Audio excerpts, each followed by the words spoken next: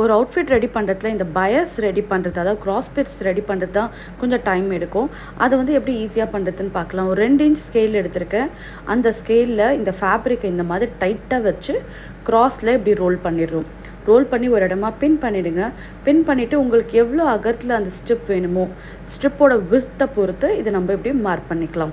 So நான் 1 inch strip தேவை. So 1 inch இதில் வந்து நான் ஸ்ட்ரிப்க்கு மார்க் பண்ணிடுறேன். ஸோ மார்க் பண்ணிவிட்டு ஸ்கேலை நம்ம எடுத்துடலாம். எடுத்துட்டு 2 கார்னர்ஸையும் நம்ம கட் பண்ணிடலாம். ஸோ தென் நம்ம வரைஞ்சிருக்க லைனில் இப்போ இதை கட் பண்ணி எடுக்கும்போது நமக்கு வந்து ஸ்ட்ரிப்ஸ் ஆஃப் பயஸ் நமக்கு கிடைக்கும். ஸோ இந்த மெத்தடில் நம்ம பயஸ் ஸ்ட்ரிப் ரெடி பண்ணோம்னா ரொம்ப ஈஸியாக, சிம்பிளாக, அதே மாதிரி ஒரே நேரத்தில் நிறைய பயஸும் ரெடி பண்ண முடியும். பாருங்கள், வித்தின் 1 minute எவ்வளோ நம்ம பயஸ் ஸ்ட்ரிப் ரெடி பண்ணிட்டோம். Follow my page for more videos.